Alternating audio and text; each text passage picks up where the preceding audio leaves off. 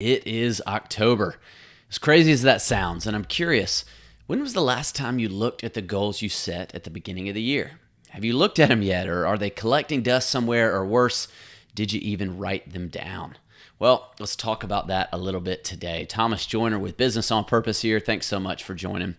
I was sitting in a coaching meeting with some clients the other day, and they were a bit dejected, just kind of felt like they're stuck and not making progress. They said, we've been trying to move forward and just keep fighting the same battles day after day after day. Well, let's look at that. I said, here's the best part. At BOP, we do 12-week goals, right? Small, bite-sized 12-week plans to keep the business moving forward. Instead of spinning your wheels for a year or more, you can stay on course and refocus every 12 weeks.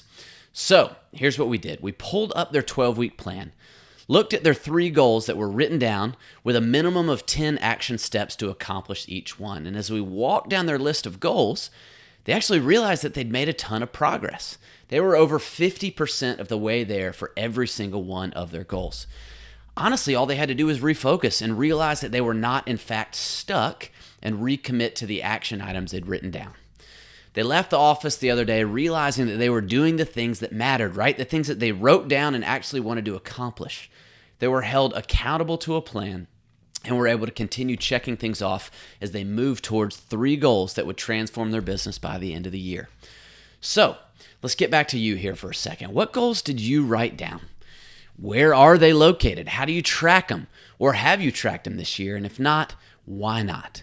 Recent research suggests that most goals are actually abandoned less than 25 days into being set. 25 days! And I think we have to ask ourselves why. The first reason, I think, is that we give ourselves too much time to accomplish the goals. I don't know if you remember being in school and being assigned a semester paper.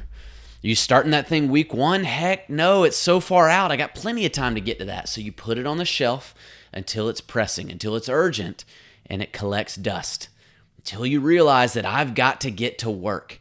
Don't lie and act like you were the one gold medal student that finished your stuff months ahead. We know that's not true. But how about the flip side? How about when you were given a big assignment that was due by the end of the week? You got to get going on it now. It's urgent.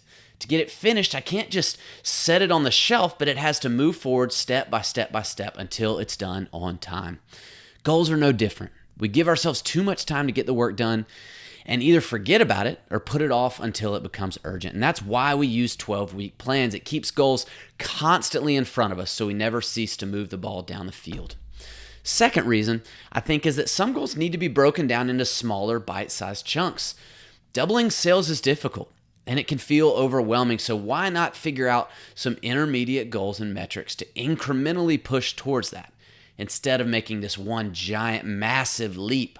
No, set goals that help you move towards the one big goal, right? And that can take big bite-sized chunks out of it as you move forward. Lastly, I think that we don't look at goals practically enough. We write them down and we don't write out the action steps. We don't give ourselves some easy wins to get momentum, right? This snowball effect that Dave Ramsey talks so much about, right? As a result, we fail or we just don't get moving. So give yourself some action items that can contribute to the goals, right? That can get some momentum going, and just make a list. What helps me accomplish this? Maybe a minimum of 10 steps is what we like to tell our clients, or 10 action items. And then set up time to critically think about it and strategize. Set up some work time just to make it happen and dive in, instead of saying, well, I'll get to that. No, say, no, I'm going to get to that at 10 a.m. or 2 p.m. on Thursday. I'm going to set aside an hour for deep work, critical work, to dive in and move the ball down the field. Then set up a time to audit the work. For my clients, we do this every 2 weeks at our coaching meetings. Intentional time set aside to make sure we're making progress, to make sure we're moving forward. And here's the secret. Guys, it works. It's not a magic wand you can just wave to accomplish your goals, but intentional time set aside to work on your goals works. Who knew, right? Who knew that actually working on some of this stuff would get your goals accomplished? So if you're in the group that hasn't checked out your goals since January, there's no shame here, right? We're not here to shine a light and make sure that everybody knows you haven't gotten to them. No, pull them off the shelf, break them up into bite-sized chunks, and make a plan to move forward. And if you need help with accountability, reach out. We'd love to help you stay focused and help you accomplish your mission as a business. That's what gets us excited. It's why we get out of bed every single morning, is to liberate you, the business owner, from chaos. So reach out. We'd love to walk alongside you. Thanks so much. Have a great day.